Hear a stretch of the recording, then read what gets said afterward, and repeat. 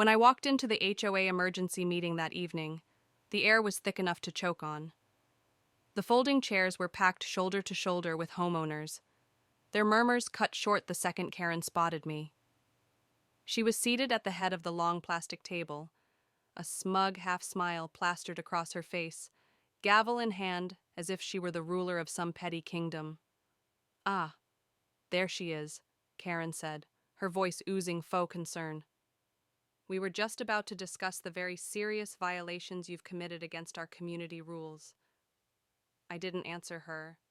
Instead, I set my leather bag down beside me and pulled out a thick black binder. It landed on the table with a thud that made half the room flinch. I let my hand rest on the cover for a moment, feeling the weight of every page, every late night of quiet preparation. Karen's eyes flickered toward it, then back to me. "Oh, is that your defense? I do hope it's not a waste of our time," she said, chuckling to a few of her loyal followers. I looked her dead in the eye. "It's not my defense," I said calmly. "It's your record." The room went still. But 6 months earlier, I had no idea who Karen really was. I'd moved into this neighborhood for its quiet streets and manicured lawns, not realizing it was also under the iron grip of a president-for-life HOA queen. Karen's name popped up on my very first day, tucked into a welcome packet that included a friendly reminder of the HOA's extensive rules, some of which weren't even in the official bylaws.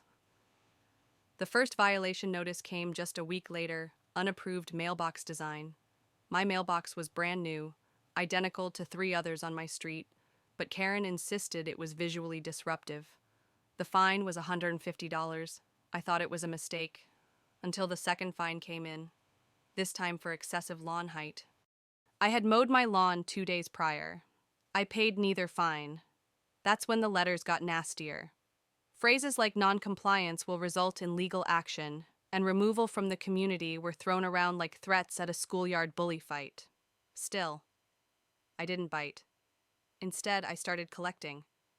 Every letter went into a folder. Every email was printed. Every overheard conversation was scribbled into a notebook. I didn't know what I was building yet, but something in me knew I'd need it. Back at the meeting, Karen tapped the gavel. "We're here to address Ms. Bennett's repeated violations and her refusal to comply with our community standards," she said.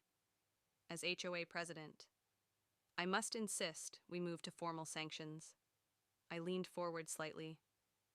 "Karen, before we vote on anything, I think it's only fair the community sees exactly how you've been running things." Her smirk didn't falter, but I caught the faint twitch in her jaw. "Oh, please," she scoffed. "There's nothing in that binder that concerns me." A few chuckles rippled through the room. I didn't smile. Instead, I flipped open the binder to a page marked with a red tab. It was the first fine she'd issued me, alongside a time-stamped photo taken the same day she claimed my lawn was overgrown, showing grass neatly trimmed to regulation height. "That's cute," she said. "A photo." "So what? It's one of 83 exhibits," I replied. My voice stayed level, but my heart was pounding. And they're not all about me. For the first time, Karen's eyes narrowed. 4 months earlier, I learned I wasn't her only target. An elderly couple down the street, the Ramirez family, had been fined nearly $2,000 for unauthorized exterior paint color. Their home was white. The violation, the shade was too bright. They'd been forced to repaint at their own expense, only for Karen to discover a new issue a month later. They quietly put their house up for sale soon after. When I asked around, other stories trickled in. Late-night letters slipped into mailboxes, sudden fines for rules nobody had ever heard of. It wasn't incompetence, it was control. Karen didn't just want compliance. She wanted obedience. That's when I knew I wasn't going to fight her fines one by one. I was going to dismantle her throne. Back at the meeting, I turned another page in the binder an email from Karen to the HOA treasurer, instructing him to fast-track a payment to a landscaping company owned by her brother. A few gasps broke the silence. Karen's followers shifted uncomfortably. "That's enough," Karen snapped, her voice sharper now. "We will not waste this meeting on your baseless conspiracy theories." I closed the binder, resting my hands on top of it. "We're just getting started." The room felt like it was holding its breath, and then Karen leaned back in her chair, crossed her arms, and said the words that told me I had her exactly where I wanted her. "Fine. Show them everything. I've got nothing to hide." She had no idea that the next page alone could end her career. Karen's confidence at that meeting was almost amusing. She thought she was untouchable, that her title, her network of loyal yes men, and her ability to weaponize rules made her invincible. But what she didn't realize was that I'd been building my case for months, piece by piece, while she kept adding more ammunition to my arsenal. 6 months earlier, the first time I decided to push back, it was almost by accident. One night, while walking my dog, I noticed the faint glow of the HOA office light. It was nearly midnight. Curious, I slowed my steps. Through the window, I saw Karen leaning over the desk, flipping through files. She didn't see me. A minute later, she took out her phone and started photographing documents, page after page, like someone racing against a deadline. That image lodged itself in my mind. Why would the HOA president need to sneak into the office at night to take pictures of files I didn't tell anyone, not yet? Instead, I bought a cheap pocket-sized recorder and started keeping it with me at every HOA meeting, every chance encounter with her in the neighborhood. At first, I only caught snippets: her barking orders to the treasurer, her dismissive remarks about troublemakers in the community. But soon, the pattern became clear. She was methodical, calculated. She didn't just enforce the rules, she designed them in real time, bending them to punish anyone who questioned her. 3 months in, I met George from 2 streets over. He was soft-spoken, kept to himself. But the moment I mentioned Karen, his shoulders stiffened. "She made my wife cry," he said simply.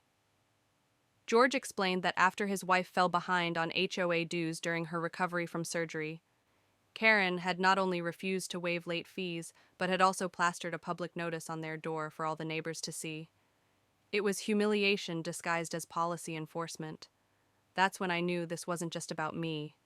It was a pattern of intimidation. I began reaching out discreetly to other residents. Some were too afraid to talk. Others practically unloaded years of pent-up frustration, handing me old letters, violation notices, and in one case a recording of Karen berating a homeowner over their Christmas lights. Every new piece went into the binder. I didn't know when I'd use it, but I knew I'd have to be precise. One misstep, and she'd turn it against me. Hadi and sighing by the 4th month, I had something solid: copies of expense reports showing HOA funds paid to Evergreen Landscaping, a business registered to Karen's brother. On paper, it looked legitimate until I noticed duplicate invoices for the same work, both paid in full. When I confronted the treasurer privately, he turned pale. "I can't talk about that," he whispered, glancing around as if Karen might be hiding behind the hedges. But his silence told me everything I needed to know. I scanned the documents and hid the originals in a safe deposit box at the bank. From that moment, every time I added something to the binder, I made 2 copies, one for my lawyer and one to store off-site. If Karen suspected I was collecting evidence, I wanted her to know she couldn't destroy it all. And then came the breaking point. 2 weeks before the meeting we're in now, I received a thick envelope from the HOA. Inside was a formal notice I was being fined $200 for unapproved exterior modifications. The so-called modification, a hanging flower basket on my porch. But the letter had something different this time. A final paragraph in bold: "Failure to comply will result in legal action to forcibly remove you from the community. You have 7 days to comply." I sat at my kitchen table, reading it over and over. It wasn't just about money anymore. She wanted me gone. That night, I called my lawyer, a calm, sharp-minded woman named Harper, who'd been following my updates since the first fine. When I told her about the letter, she laughed softly. She's overplayed her hand, Harper said. This isn't policy enforcement. This is harassment and it's actionable. But don't stop her. Let her keep pushing. The more she does, the stronger your case. So I did. For the next 2 weeks, I let Karen think she was winning. I kept mowing my lawn, paying my actual dues, and smiling when she drove by, clipboard in hand. Meanwhile, I spent every night combing through the binder, organizing it by category: financial misconduct, harassment, rule manipulation, retaliation. By the time the emergency meeting was called, the binder was so heavy I could barely lift it with one hand. Back in the present, I sat across from Karen as she leaned back in her chair, eyes sharp. Do you think this is some kind of game? Ms. Bennett, she asked, her voice dripping with disdain. No, I said, my tone steady. Games have rules. You've been making yours up as you go. Her smirk faltered, just for a second. Well, she said, straightening her papers. In that case, let's get to the part where we vote you out. She had no idea I was about to turn that vote into her undoing. The night before the emergency meeting, I laid the binder open across my dining table like a battlefield map. Tabs fanned out in a spectrum of quiet strategy: red for financials, blue for procedural violations, yellow for harassment, green for retaliation. Beside it, a legal pad held my outline in measured bullet points: keep voice steady, state facts first, never lead with accusation, let documents do the accusing. I practiced the order aloud until the rhythm felt inevitable. At 1 a.m., I called Harper for a last pass. You're not going there to win an argument, she reminded me, voice low and even. You're going there to make a record. Think chain of custody, not catharsis. Copy, I said. Still. My hands tingled. Not fear voltage. I slept 4 hours. At dawn, the neighborhood was shaved, quiet sprinklers ticking, porch lights winking out, the HOA newsletter, fresh and cheerful, rolled onto every stoop. Mine featured a front-page reminder from Karen about community harmony and swift consequences for persistent noncompliance. I smiled, slipped it into the binder's pocket labeled Exhibits Pretext. By late afternoon, word had spread. People emerged from garages as I walked to the rec hall, heads tilted, voices tucked behind palms. Some offered small nods that felt like tiny acts of courage. George caught up to me at the corner, matching my stride. She's posted the agenda, he said. Item 1 is you. Item 2 is a bylaw change to allow the board to suspend voting rights for disruptive members. Retroactive, I asked. Of course. Inside. The rec hall had the tense brightness of a dentist's office. Folding chairs formed rigid rows. On the front table, a pitcher of water, a stack of agendas, and Karen's gavel poised like punctuation. Her inner circle lined the front row clipboard loyalists. The treasurer with his careful eyes. The landscaping contractor who wore a polo embroidered with evergreen. Karen herself gleamed like polished stone pearl earrings. Conservative blazer, smile that didn't reach her eyes. I took a seat in the second row and set the binder on my lap. Its weight steadied me. Karen called the meeting to order with a crisp rap. We'll begin promptly, she said, as if punctuality could disinfect everything else. First, a reminder that all remarks must be addressed to the chair, time limited to 2 minutes, no recordings, and we will maintain civility. I raised a hand. State law permits recording at HOA meetings. I said, I'll be recording. A murmur rose. Karen's gaze snapped to mine. We have our own policies, she said. And the statute supersedes them, I replied, already pressing the red button on the small recorder in my pocket. For everyone's protection. For a heartbeat, no one breathed. Then, as if deciding to ignore the fact of the law by sheer will, Karen continued. Item 1. Sanctions against Ms. Bennett for ongoing violations, including but not limited to unapproved exterior decor, lawn neglect, and hostile conduct toward the board. I stood. I'll respond, I said, and walked the binder to the front table. Its thud startled even me. I didn't look at Karen. I faced the room. Neighbors, I began, keeping my voice in the low register Harper drilled into me. I'm going to walk you through a sequence and let you draw your own conclusions. Please don't take my word for anything. Take the document's word. I opened to the blue tab the first violation for my lawn. Photo, date stamp, weather report, a landscaper's receipt, a measured sentence. The grass measured 3 inches on that date. Our bylaw allows 4. No drama, just gravity. I flipped to the next mailbox noncompliance, alongside 3 comparators from the same vendor. Then the flower basket unapproved modification with the bylaw's definition of modification highlighted, a definition that explicitly excluded temporary items not affixed by hardware. A hand rose in the 3rd row. So, these fines are invalid, a woman asked, voice wavering. I'm saying the cited sections don't support them, I answered. And I'm saying my case is not isolated. Yellow tab. Letters to the Ramirezes about paint. Copies of approved color charts with white circled like a patient teacher's note. A photo of the notice Karen posted on George's door. Date stamped 7:42 a.m. Public shaming is not a compliance method in our bylaws, I said, nor is it humane. A flush crept past Karen's collar. Cherry-picked, she said, brittle. Context matters. Agreed. I said, so let's add context. Red tab. The evergreen invoices 2 for the same week.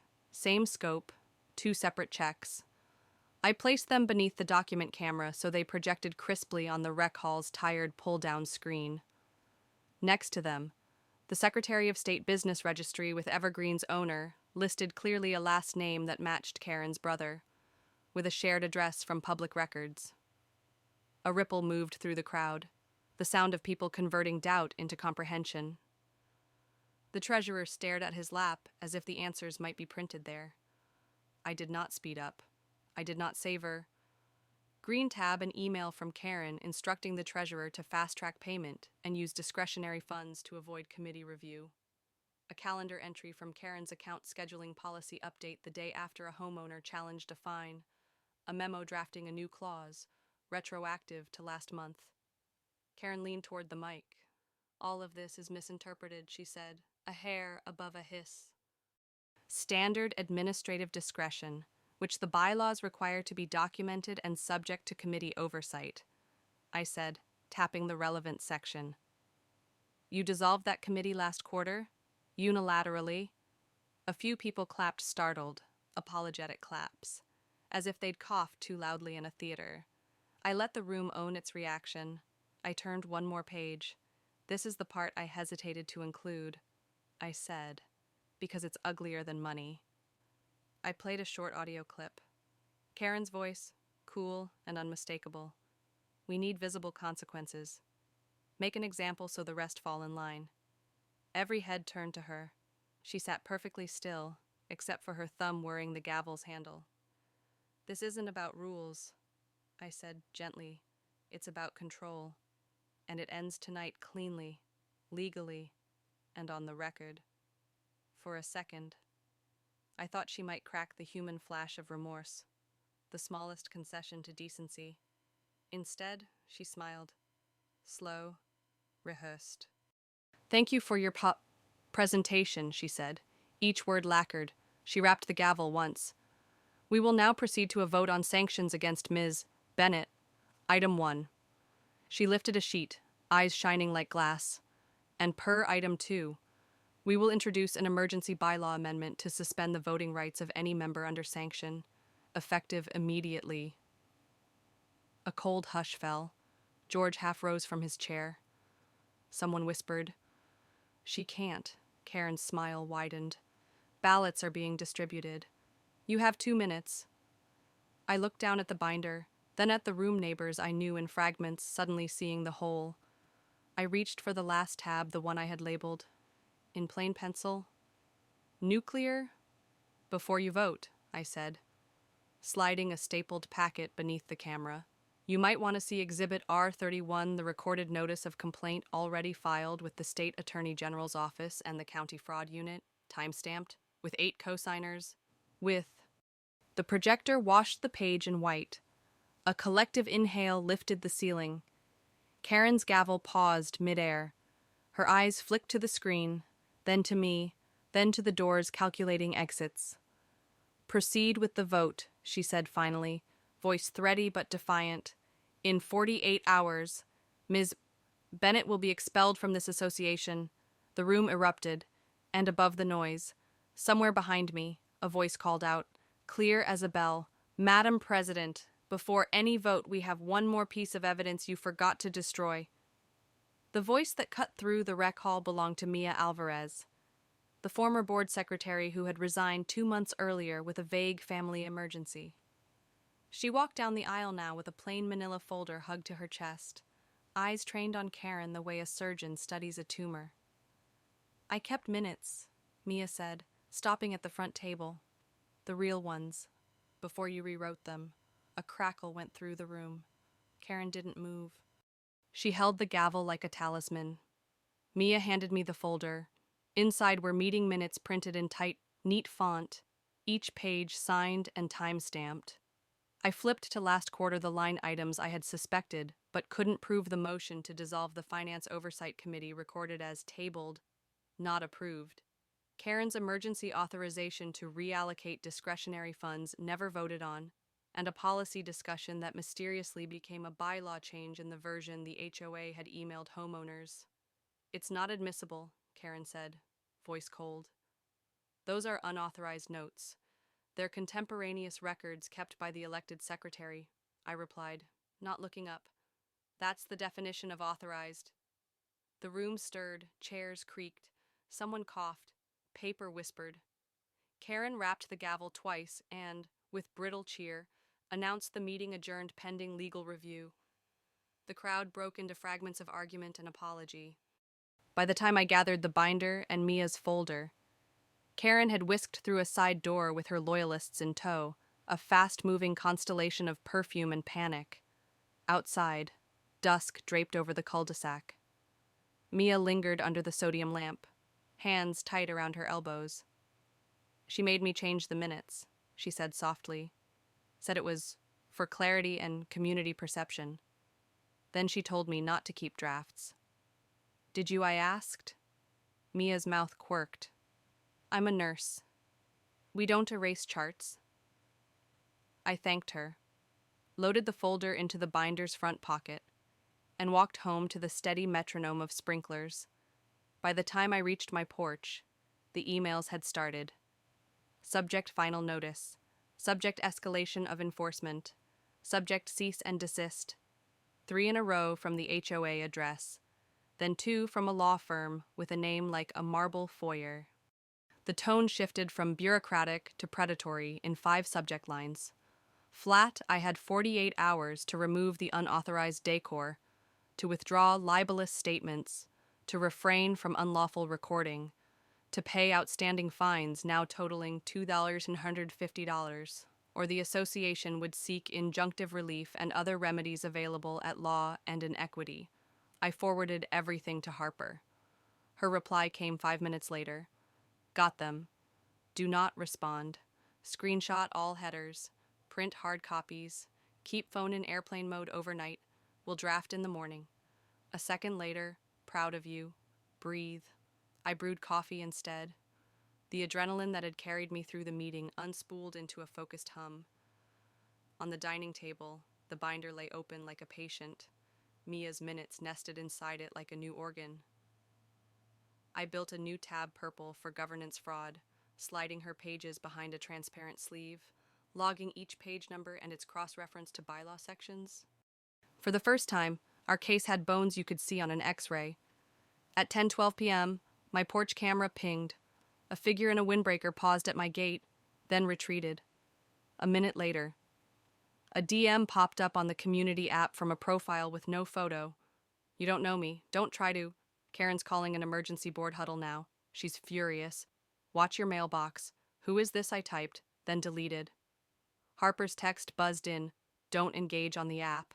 Screenshots only. I screenshot. Then I did what Harper would. I wrote the facts on a legal pad. Simple and clean. 7:03 p.m. Meeting adjourned by Karen without vote. 7:05 p.m. Mia Alvarez provided minutes contradicting board narrative.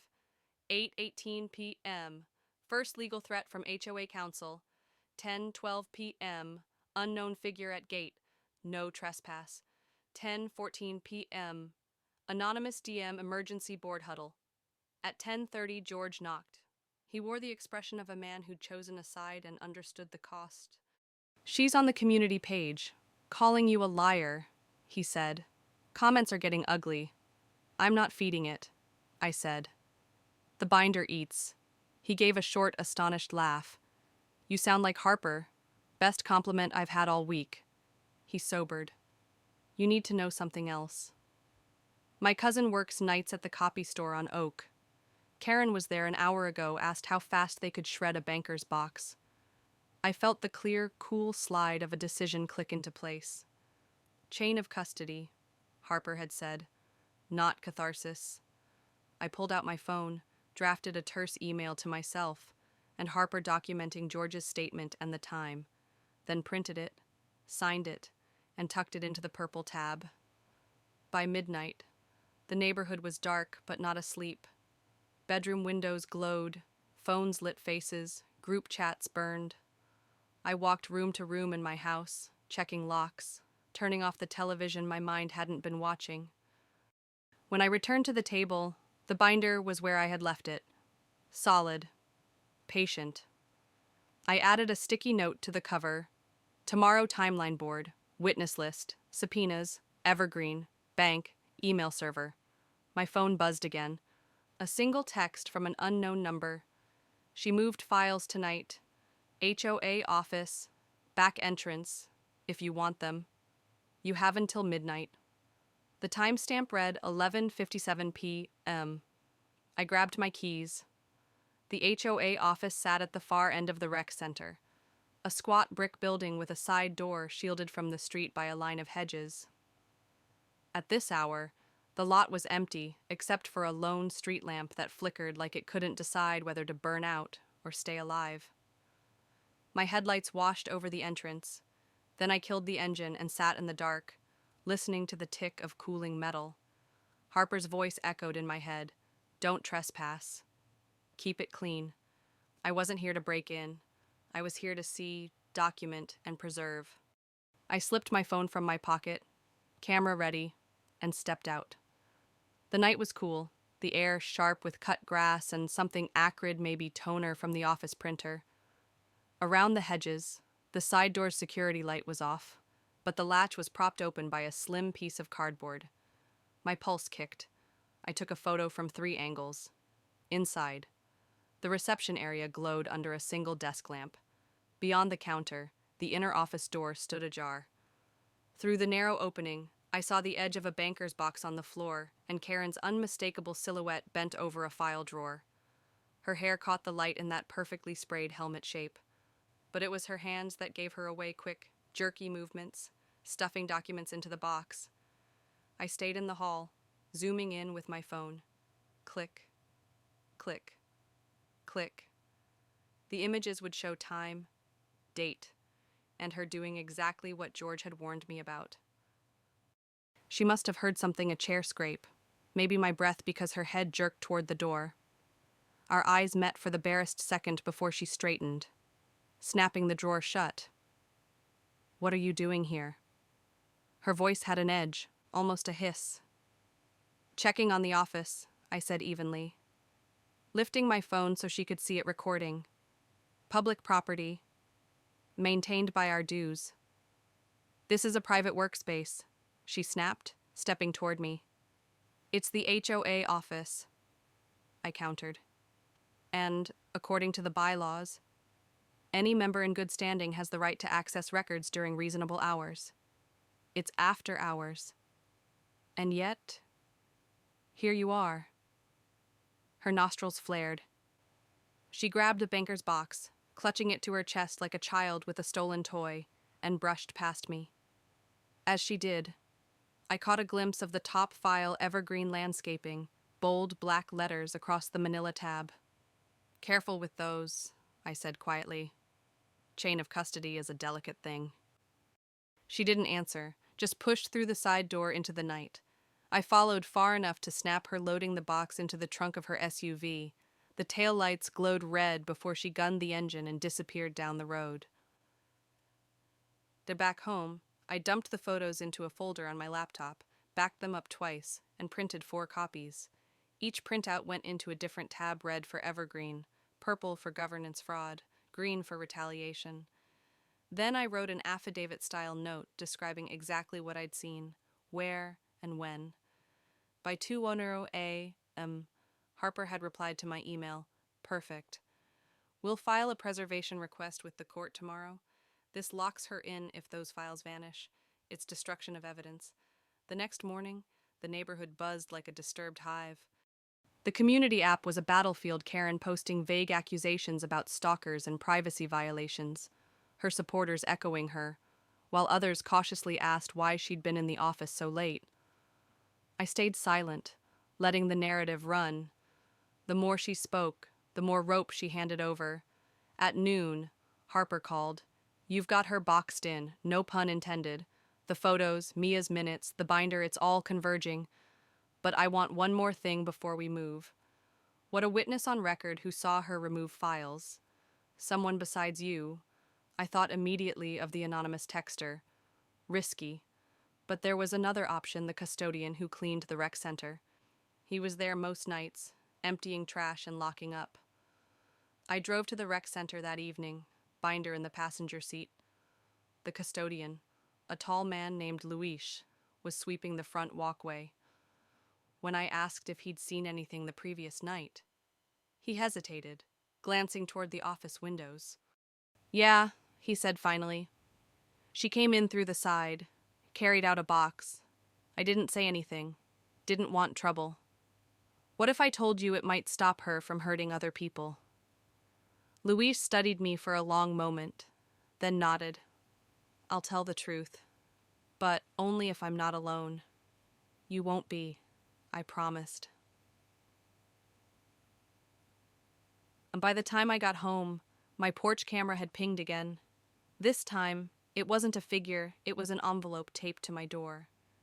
Inside was a single sheet of paper, typed, unsigned, "Back off.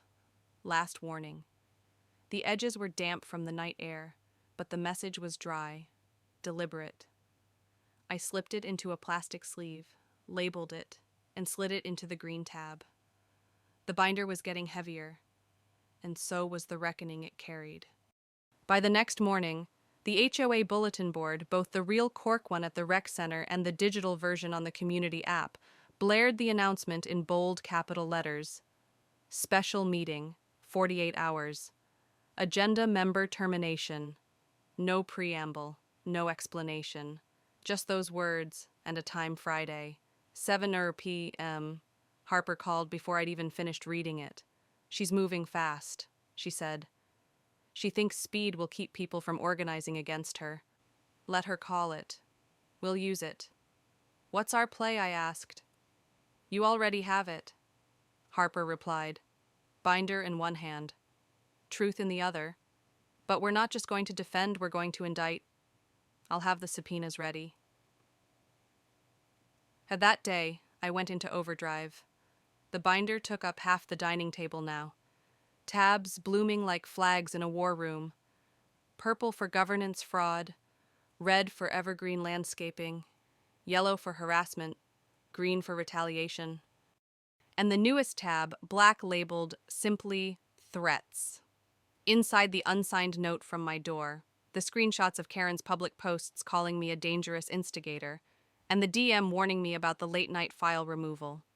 Mia came over after work, carrying her own contribution, a flash drive with every draft of her original meeting minutes, including the tracked changes Karen had ordered. "She made me delete these," Mia said, her voice tight. "I didn't.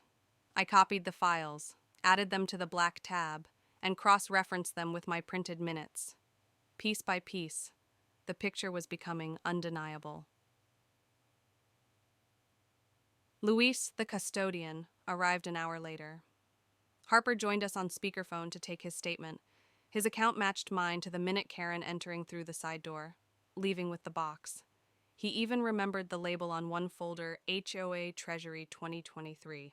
That's gold, Harper said when he finished, And I'll make sure your name stays protected until court. Thank you, Luis. When he left, Mia lingered. You know she's not going to go quietly. Right, she said. She'll burn the place down before she lets go of that gavel. I know, I said. That's why we're going to take the gavel out of her hand before she sees the match. The Thursday evening, the community app erupted again, this time with a presidential address from Karen. The post was a masterpiece of weaponized politeness. It saddens me to inform you that due to ongoing disruptions and defamation from certain members, the board must act decisively to preserve harmony in our community. Our upcoming vote will ensure we remain a neighborhood of integrity and order. Below it, a few predictable voices chimed in with support, but far more comments questioned her authority, asked for proof, and hinted at things coming to light. I didn't post a word. The less I said, the more her supporters had to defend a position they couldn't see the evidence for. The Friday came cold and sharp, the kind of weather that made breath visible. At 6:45, I walked to the rec hall with the binder tucked under my arm, its weight oddly comforting. George met me halfway, carrying a small folding chair. For when they try to kick you out mid-sentence, he said with a grin. Inside, the room was already packed, neighbors in jackets and scarves, the smell of coffee and nerves hanging in the air. The front table was set like a stage, Karen in the center, her loyal treasurer on one side, the landscaping contractor on the other. The gavel gleamed in front of her, polished within an inch of its life. She opened with a tight smile. Thank you all for coming on such short notice. We have important business tonight, so let's keep this efficient. Her eyes locked on me. Item 1. The immediate expulsion of Ms. Bennett from this association. The treasurer began passing out ballots, moving down the rows like a dealer at a high-stakes table. Karen's tone was pure confidence, until I set the binder on the table with a deliberate thud. Before anyone votes, I said, projecting my voice to the back of the room. You deserve to see what your president has been doing in your name. Karen leaned toward the mic. Out of order. Point of order, I countered. Bylaw 4.2 grants any member the right to present relevant information before a vote. The room murmured. Harper's voice in my earpiece subtle. Hidden whispered. Perfect. Keep going. I opened the binder to the purple tab and began. We'll start with governance fraud motions recorded as passed when they were not, minutes altered after meetings, and committees dissolved without vote. I slid Mia's signed originals onto the projector. Gasps. Then red evergreens duplicate invoices, each with matching check numbers. Yellow violation letters that contradicted the bylaws, green threats typed, unsigned, and delivered to my front door. Black photographs of Karen removing files from the HOA office at 10:12 p.m., confirmed by an eyewitness. Each page landed on the projector like a drumbeat. Karen's knuckles whitened around the gavel.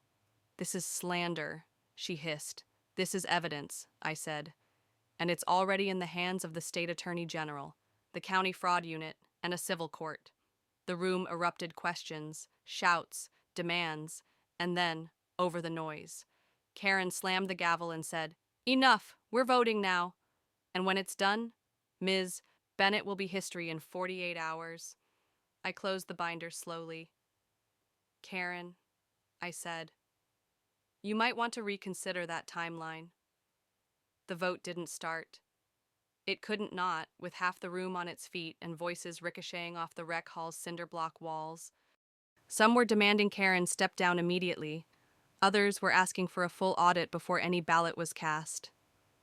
Karen tried to speak over the noise, gavel tapping faster, sharper, but the sound was swallowed in the growing swell of unrest. I stayed standing. binder open in front of me, letting the crowd's energy work like current against her. Harper's voice buzzed faintly in my earpiece. Don't rush. Let them feel the weight of the moment. Neighbors, I called out, not raising my voice much, but catching just enough attention to quiet a few in the front rows. You deserve more than a vote based on rumors and half-truths. That's why everything in this binder is documented, verified, and cross-referenced against your own bylaws. Karen's jaw was set like stone. You are not authorized to conduct your own investigation, she said into the mic. That's where you're wrong, I replied, flipping to the black tab. HOA members are entitled to inspect records, and when those records show fraud, they are entitled to report it to the authorities, to the press, and to each other. I laid out the unsigned threat letter on the projector, alongside the time-stamped photo of it taped to my door. The juxtaposition was stark neat, blocky type on paper against the grainy nighttime still from my porch camera. This isn't how a president treats a member, I said evenly. It's how a bully warns a target. 4 months earlier, I might have believed Karen's cultivated image the polished speeches at annual picnics, the ribbon cuttings for new flower beds, the way she'd toss in a joke to seem approachable. I'd watched her smooth over small disputes with a glass of Chardonnay in hand, using charm like currency. But charm has an expiration date, and for me, it ended the day she threatened legal action over a flower basket. I started looking closer. At first, it was petty things: her SUV parked in the loading zone while she checked on the community center, the landscaping invoices with strangely round numbers. Then I found the mismatched meeting minutes, hers stripped of any dissent, mine a faithful record from the audio I'd saved. What I didn't know back then was that Harper would teach me the real skill: patience. Not the kind that waits quietly, but the kind that builds a case one piece at a time until it's too big to knock over. Back in the hall, Karen's eyes swept the crowd. This is a smear campaign, she said, her voice trembling at the edges. These exhibits are being twisted to fit a narrative designed to unseat me. I took a slow step toward the table. If there's twisting. Karen, it's in the invoices that bill us twice for the same week's lawn service. It's in the minutes altered to hide the dissolution of oversight committees. It's in the emails you sent instructing the treasurer to bypass a review. And it's in the photographs of you removing files from the office after hours. Gasps again. A few people turned toward the treasurer, whose gaze had dropped to the tabletop. Karen slammed the gavel. We are not discussing this further. Ballots. A voice from the back interrupted, strong and clear. We're not voting until we've seen everything. Heads turned. It was Mr.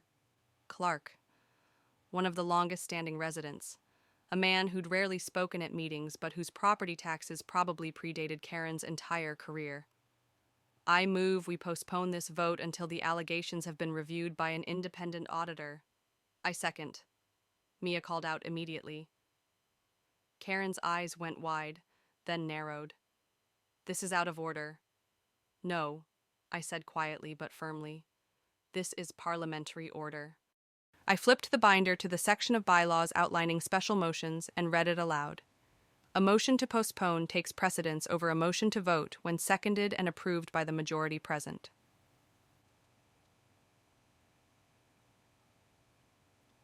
The room felt like it was leaning, tipping toward something irreversible. People murmured in agreement. A few clapped. Karen's knuckles whitened on the gavel until I thought the wood might splinter.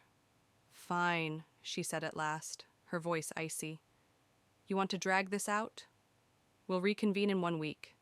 But when we do, the vote will happen. No more stunts, no more theatrics.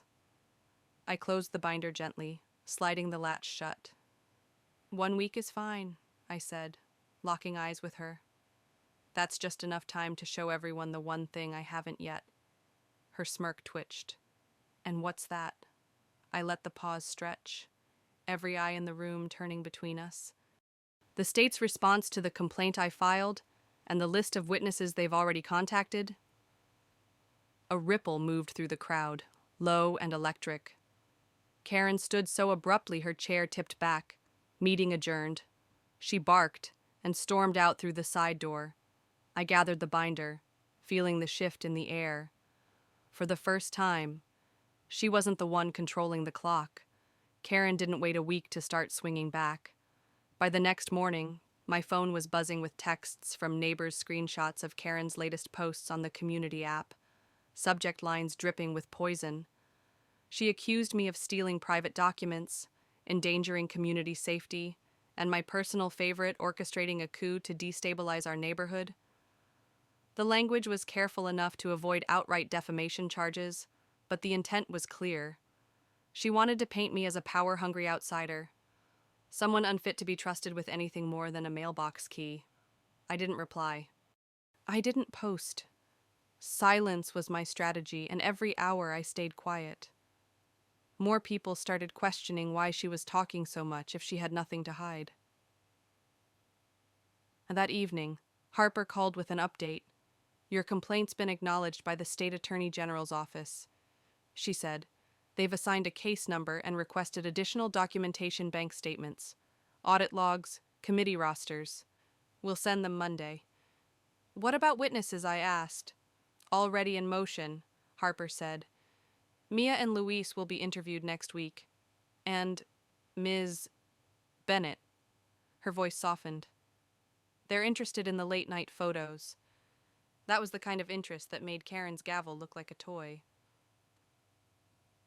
3 days later, I caught my first sign that Karen was feeling cornered. A sleek black sedan I didn't recognize slowed in front of my house twice that afternoon. No plates on the front bumper. Windows tinted just dark enough to make the driver invisible. My porch camera caught it both times. That night, I found another envelope in my mailbox, no postage, no return address. Inside was a single typed sheet. We know where you bank. It was amateur intimidation, but it still made my hands curl into fists. I slipped it into a sleeve for the black tab and sent a photo to Harper. Her reply came fast. Document it. Do not engage. It's exactly what we want them to do, show their desperation. Meanwhile, my allies were growing bolder. George knocked on my door with a battered cardboard box under his arm. Found these in my attic, he said. Karen made me take down my old holiday lights years ago. I kept every violation notice since. And you should see the dates they hit the day after I spoke against her at a meeting. The box was a goldmine of pattern evidence. I sorted them chronologically, marking the retaliatory timing, highlighting the bylaws each notice ignored. Each one went into the yellow tab. Mia texted later, with another gem, the HOA's annual insurance policy, showing a suspicious spike in premiums after Karen renegotiated coverage with a broker who, according to public records, shared her maiden name. This is starting to look less like mismanagement and more like racketeering, Harper said when I told her. Karen, for her part, doubled down on theatrics. She announced a neighborhood integrity initiative on the app, complete with a logo that looked like it had been designed in a hurry. 2 clasped hands under the slogan, Unity Through Order. The program's first action, a petition to require board approval for any member to access HOA records. She framed it as protecting sensitive information. The timing was so transparent, it almost felt like parody. Let her keep digging, Harper advised. Every move she makes is retroactive evidence of obstruction. The night before the reconvened meeting, I gathered everything at my dining table. The binder was now a layered weapon: financial misdeeds, governance fraud, personal threats, retaliation, conflicts of interest. Each tab bristled with color-coded sticky notes, cross-referenced to meeting minutes, emails, and state statutes. Harper called late. Tomorrow, you lead with calm, she said. No theatrics, no raised voice. You're not there to win an argument. You're there to drop the final piece. What's the final piece? I asked. You'll see when I hand it to you. Just make sure you open it last. I didn't sleep much, not because of fear, but because I could feel the end game tightening like the last knot on a sail. Friday, 7:00 p.m. The rec hall was more crowded than I'd ever seen it, folding chairs lining the back wall, neighbors standing in the doorway. Karen sat at the center table, gavel polished, hair lacquered, smile fixed in place. She looked like she'd practiced it in the mirror until her cheeks hurt. "Let's proceed," she said, voice sugary but tight. "Tonight, we conclude our business regarding Ms. Bennett." I placed the binder on the table, its shadow stretching toward her. "Before we vote," I said, "I have one last set of documents to share with the community. They arrived this morning from the county records office." Karen's smile faltered, just enough for the front row to notice. "This," I continued, tapping the closed binder, "is the part that explains why she's been so desperate to silence me." The room leaned in, and then I opened to the new tab. The tab was plain white, unmarked except for one word in bold across the top: deed. I slid the first page under the projector, and the image bloomed across the rec hall's pull-down screen, a certified copy of a property deed from the county clerk's office. The date was just 8 months ago. The buyer, Evergreen Landscaping LLC, the seller, the HOA itself, and the signature on the seller's line, Karen's. I let the silence hang. You could hear the hum of the overhead lights. "This," I said evenly, "is the deed to the vacant lot behind the playground. It was common property, our property, sold without a member vote, without disclosure, and for a fraction of its assessed value. The buyer, as you can see, is Evergreen Landscaping, owned by Karen's brother. That's called self-dealing. In our bylaws, it's grounds for immediate removal. In state law, it's a felony." The murmurs started low, then rose into a sharp wave of voices. Some shouted for an explanation, others for her resignation. Karen gripped the gavel.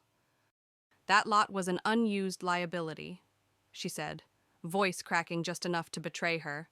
"The sale was in the community's best interest." "Then why," I cut in, flipping to the second page, "did Evergreen resell it 2 weeks later to a private developer for triple the price I projected the resale deed?" The developer's name was a local fixture in real estate circles. Gasps rippled through the crowd like a sudden wind. The treasurer leaned back from the table, his face pale, hands folded in his lap. Karen's voice went up an octave. "You're misrepresenting. I'm reading certified records," I said, holding up the stamped copies for the front row to see. "And those records are already in the possession of the county fraud unit. They requested I present them to this community tonight."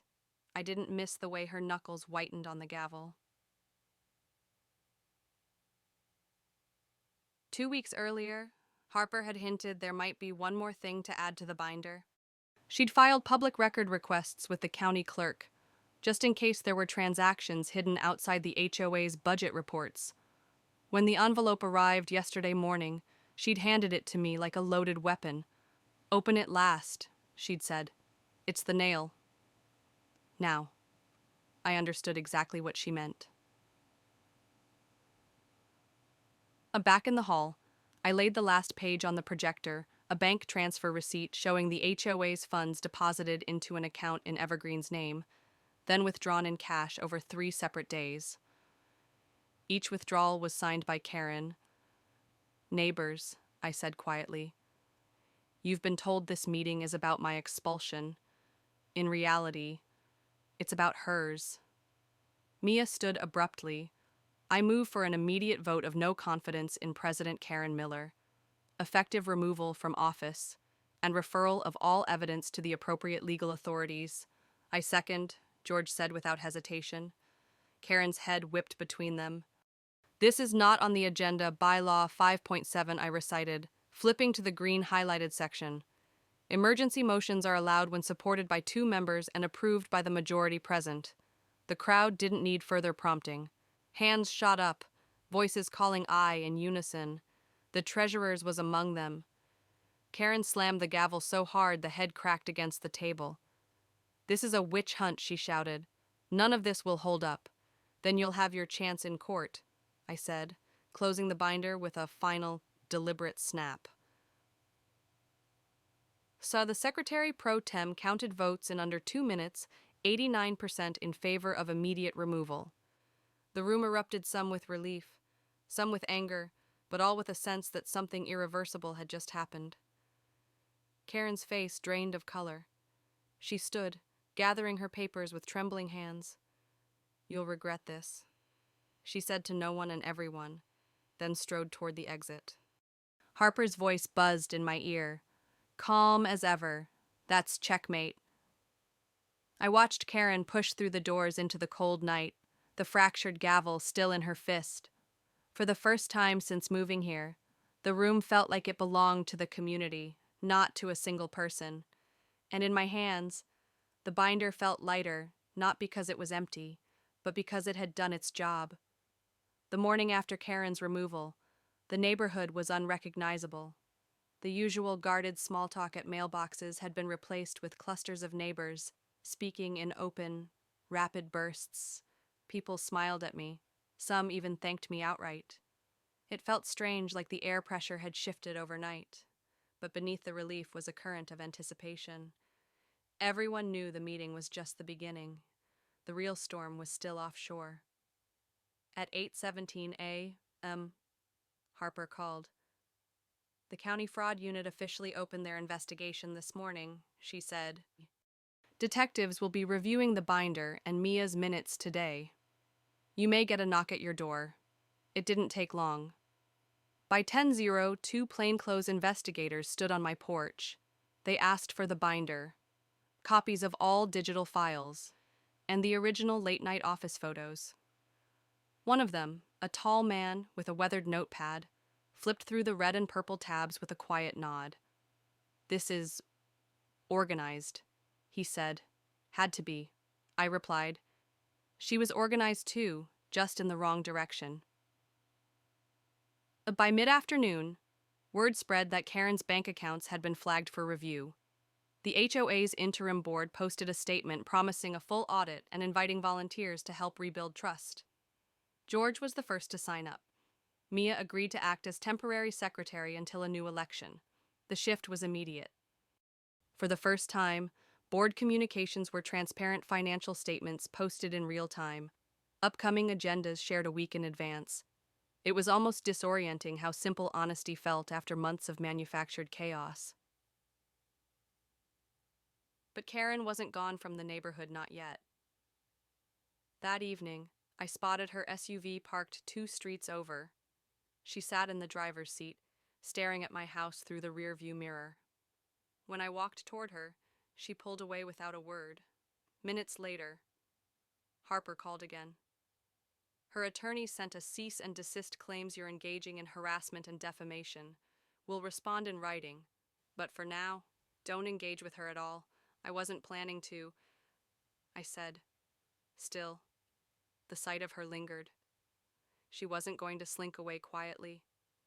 She was watching, waiting for an opening.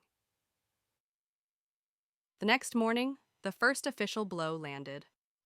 Local news ran a short segment, "HOA president removed amid allegations of fraud."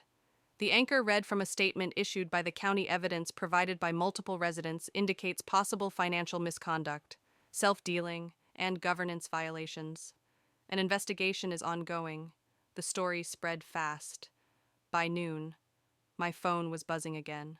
Old friends from other neighborhoods calling to say they'd seen it. A few had their own Karen stories. One woman emailed me a scan of a letter her HOA president had sent threatening foreclosure over a late fee of $50. Harper was right. This wasn't just about our street anymore.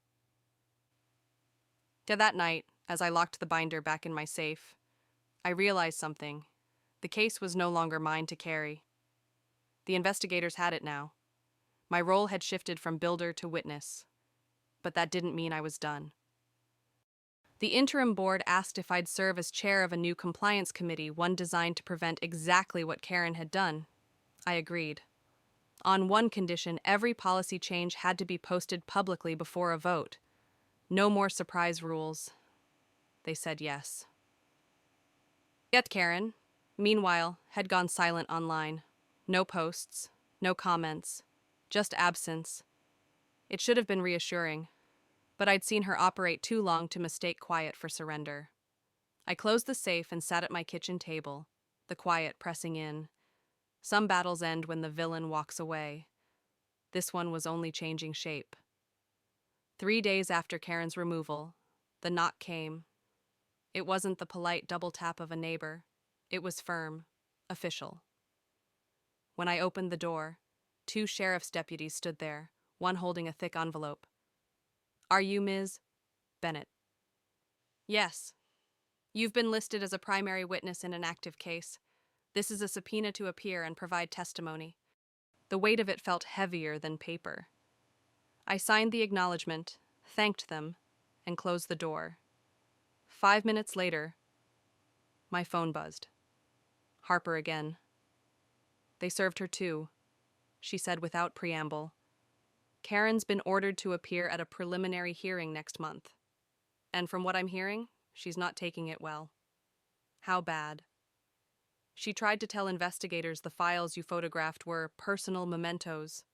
Harper chuckled. "That went over about as well as you'd expect." But that afternoon, I stopped by the rec hall for the first interim board meeting. The change was visible tables rearranged so everyone faced each other, financials projected on the wall, no gavel at the center like some medieval scepter. George was reviewing a draft of new transparency policies, Mia typing notes. I presented a proposal for public record-keeping scanned copies of all meeting minutes, budgets, and contracts accessible to every homeowner. The board voted it in unanimously. For the first time, I felt the HOA was ours again. But Karen's shadow still stretched across the neighborhood. A neighbor 2 doors down mentioned seeing her SUV at odd hours, parked near the playground. Another swore they'd heard her name whispered at the coffee shop by someone in a county office. And then there was the envelope I found in my mailbox that evening, postmarked from a neighboring city, but the handwriting unmistakable, sharp, slanted, impatient. Inside was a single photograph me, leaving the HOA office weeks ago, binder in hand. No note, just the image. I called Harper immediately. "She's trying to rattle you," Harper said. "Ignore it, but document it. The more she does, the more she confirms retaliation." So I slid the photo into the black tab threats and logged the date, time, and context. Amrdi. 2 days later, the county investigator called to schedule my interview. "We've corroborated multiple financial irregularities," he said. "We'll want you to walk us through the timeline in detail, especially the evergreen sale and resale."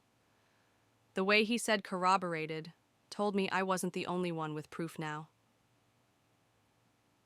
By the week's end, Karen's name had appeared in a local newspaper article, small, but damning former HOA president under investigation for fraud and misuse of funds. It quoted sources close to the investigation saying criminal charges were possible. I read it twice, not because I doubted it, but because seeing her untouchable facade crack in public was satisfying. That night, Harper called with a final update before the weekend. They've frozen the HOA's old operating account until the audit's complete. That means if she had any plans to siphon money before this is over, they're dead. And the hearing I asked, she'll be there, and so will you. This is where the paper trail becomes the nail in her coffin. I hung up and glanced at the binder on my kitchen counter. It was no longer just my shield, it was the blueprint of her undoing. The hearing was weeks away, but the verdict in my mind was already clear. Karen had built her little empire on paper, and paper was exactly what was going to bring it down. The hearing date came faster than I expected. By the time I walked into the county courthouse, the binder felt like an extension of my arm. Harper was already inside, dressed in a sharp navy suit, her expression calm but wired with focus. "Remember," she said as we sat down, "today isn't the trial. It's about whether there's enough evidence to move forward with formal charges. You just stick to facts." Across the aisle, Karen sat flanked by her attorney, a man with a gold tie and an expression that looked permanently annoyed. She didn't glance at me, but I caught the tight set of her jaw and the way her fingers drummed against the table. The prosecutor began with the Evergreen property sale, projecting the deed and resale documents for the judge. He followed with the duplicate invoices, the altered meeting minutes, and Mia's sworn affidavit. Each piece landed like a hammer. When it was my turn, I stood, placed the binder on the witness stand's shelf, and walked through the timeline. The judge listened without interruption, occasionally nodding. I kept my voice level, my eyes on the pages, never once on Karen. Her attorney objected twice, once on speculation, once on irrelevance, but both were overruled.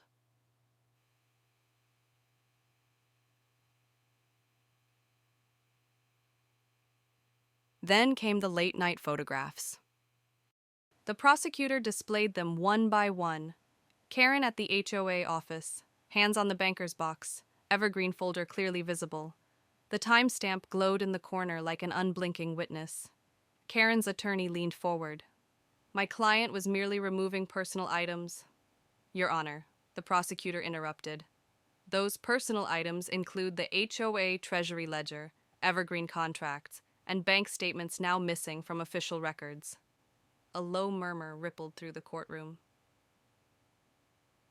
By midday, the judge announced the decision. The court finds sufficient cause to proceed with formal charges of fraud, self-dealing, and destruction of records. Bail will be set, and the defendant is prohibited from contacting any witnesses pending trial. Karen's head snapped toward her attorney. For a moment, the mask cracked, her eyes flashing with something between disbelief and rage. As the deputies escorted her out, she turned her gaze on me for the first time that day. There were no words, just the kind of look meant to sear itself into memory. I didn't flinch. And outside the courthouse, local news cameras waited.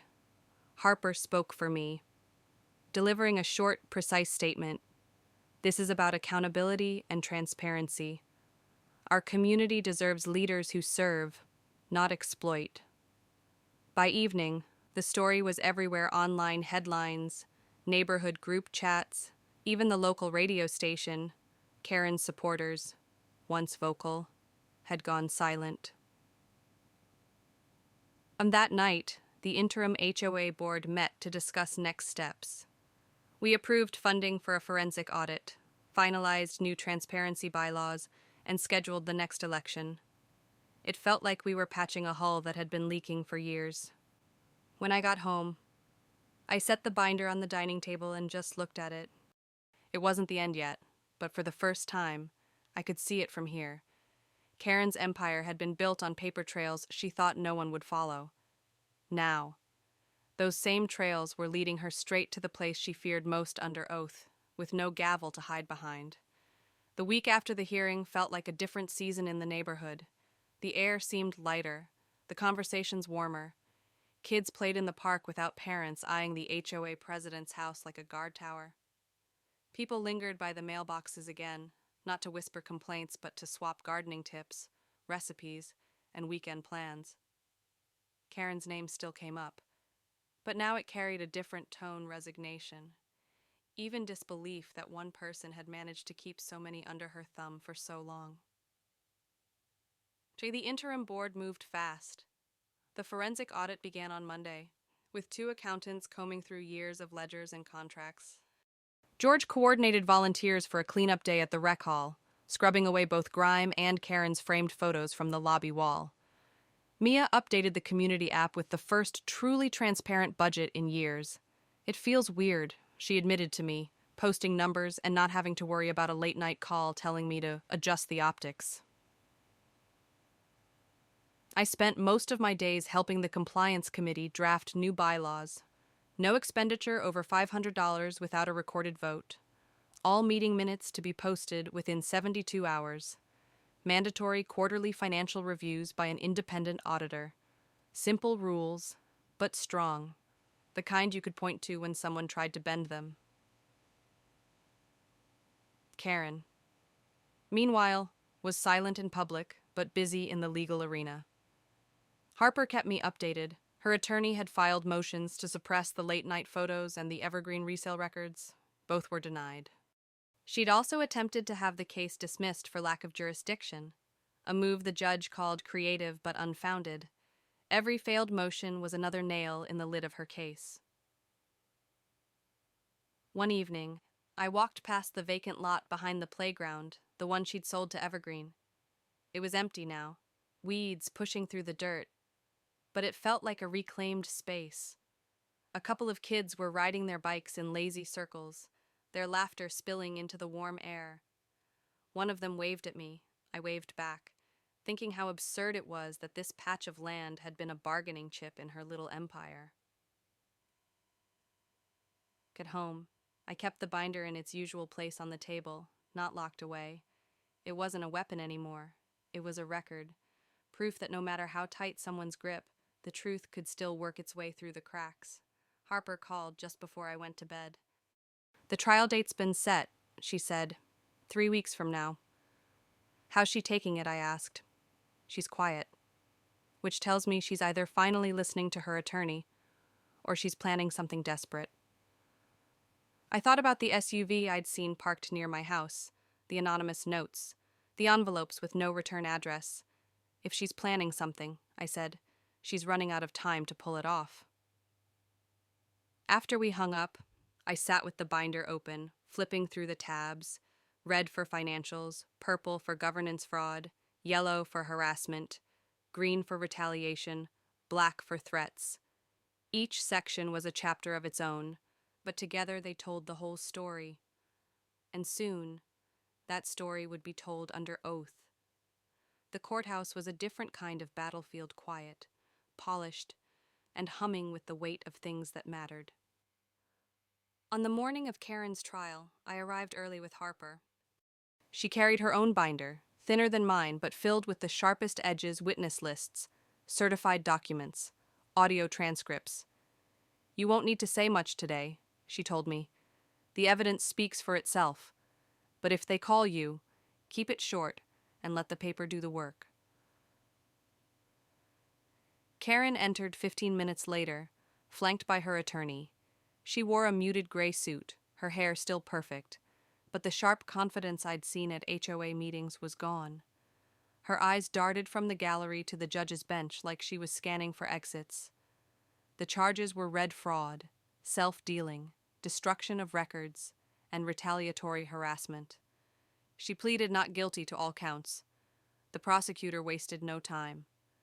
He started with the Evergreen property sale, walking the court through the deed transfer, the resale at triple the price, and the direct link to Karen's family.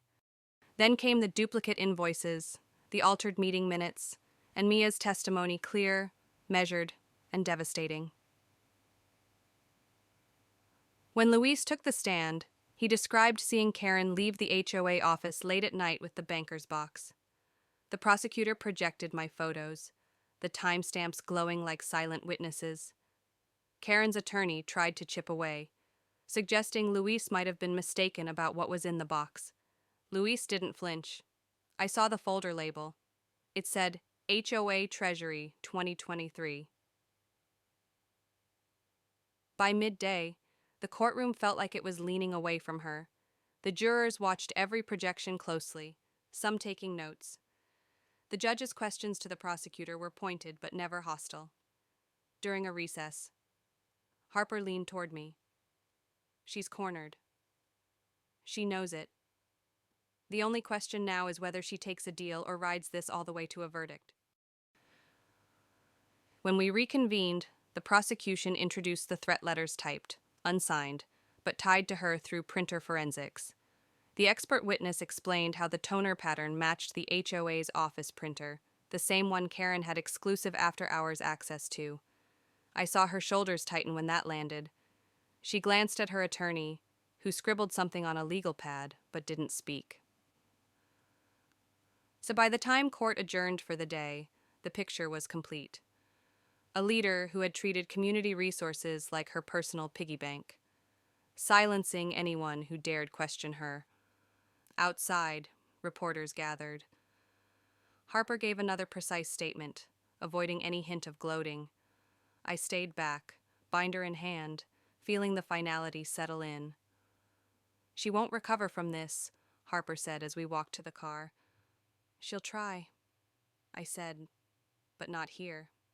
Not with these people knowing exactly who she is." I psyched that night. I put the binder back on the table. Tomorrow would be closing arguments. And then the jury's decision. For the first time in months, I felt no tension in my chest, just a quiet readiness. Whatever the verdict, the truth had already been dragged into the light. The jury was out for just under 3 hours. When they returned, the foreperson's voice was steady, almost calm, as if reading from a grocery list. Guilty on fraud, guilty on self-dealing, guilty on destruction of records, guilty on retaliatory harassment. Karen didn't move at first. Her attorney leaned in, whispering furiously, but her eyes stayed locked on the judge. The sentence came next: 18 months in county custody, restitution to the HOA for the full amount lost, and a permanent ban from serving on any homeowners association board. The gavel fell. This time, it wasn't hers. We are gaking outside the courthouse. The air was crisp, almost sharp. Reporters swarmed Harper, who kept her answers short and focused on the community's recovery. I stayed a few steps back, watching as Karen was led to a waiting van. She caught my eye for a fraction of a second. No words, no smirk. Just the hollow look of someone who'd run out of moves. I didn't wave. In the weeks that followed, the neighborhood shifted into something I hadn't realized we were capable of. The vacant lot behind the playground was officially designated as a public green space. The HOA's new bylaws passed unanimously. For the first time in years, the budget showed a surplus real numbers, posted for everyone to see. Mia stayed on as secretary. George was elected president in the new board vote. And the compliance committee I chaired became a permanent fixture, tasked with making sure no one ever pulled a Karen again. Mavan, the one evening. I walked past the rec hall just as the sun was going down.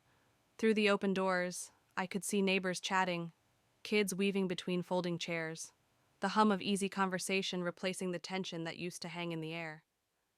It struck me then Karen had spent years making everyone feel like the HOA was hers to command, but it had never been hers. It had always been ours. At home, I placed the binder on the highest shelf in my office. It was no longer a weapon I needed, but I kept it as a reminder. Power can be abused quietly, under the cover of rules and titles, until someone decides to start turning over the pages. Harper had told me once that paper can be as sharp as any blade if you stack it right. She was right. Karen learned the hard way that you can intimidate, manipulate, and even control the narrative for a while, but you can't outrun the truth forever. Not when it's written down.